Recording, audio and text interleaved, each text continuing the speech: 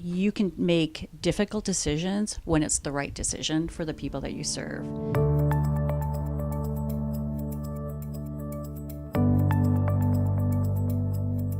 In June of last year, we were visited by some representatives from the American Lung Association. They shared the myths that people have and some really strong facts about the impact of smoking on people with a mental illness. And I can candidly say our entire senior leadership team was around the table and we all looked at each other and said, we can't not do this. We have to make this change within our organization.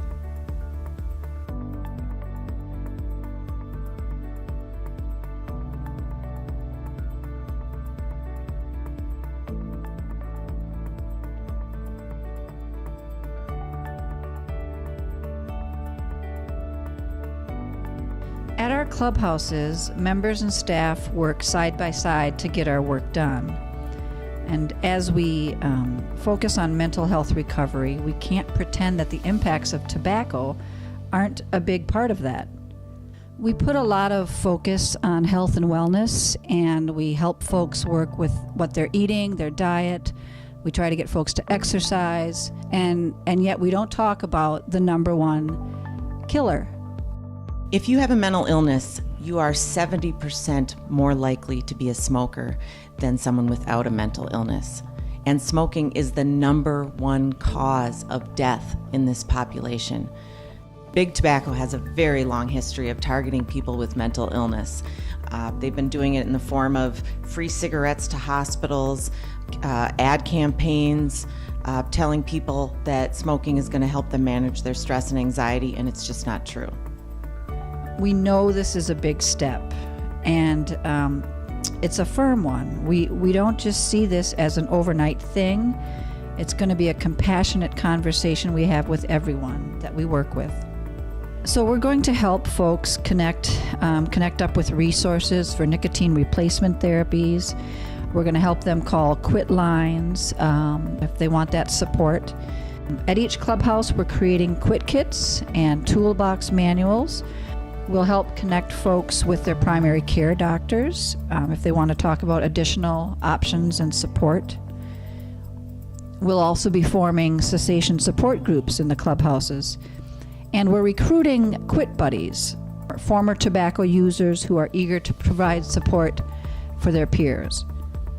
It feels that it would be really a disservice to not help people address this issue. You know, it takes someone to really champion change, and I want to credit Shelley with championing this change at Vail Place. I come from a long line of tobacco users. My father smoked, my sister smoked, my brother smoked, and actually I lost my sister to lung cancer related to smoking. The loss of my sister was heartbreaking. This is one of the reasons I am so passionate about this initiative. This is a social justice issue. We want to impact and have an intervention on tobacco use, and this is one of the ways that we are able to do that through tobacco-free policy and grounds. One of the biggest myths we face is that people with mental illness need their cigarettes because it helps to manage the symptoms of anxiety and depression, and that has been categorically proven false. This community is all about supporting people in their wellness and recovery. Why wouldn't we be sharing with each other the truth of how your health begins to improve immediately following your last cigarette? I have firsthand heard about several people who have actually already gone tobacco-free. Minneapolis Vail Place went to the Science Museum. I seen a cadaver with the guy that had the lung cancer. That's when I decided I wanted to breathe. We've worked collaboratively with Avivo, Mental Health Resources, and People Inc.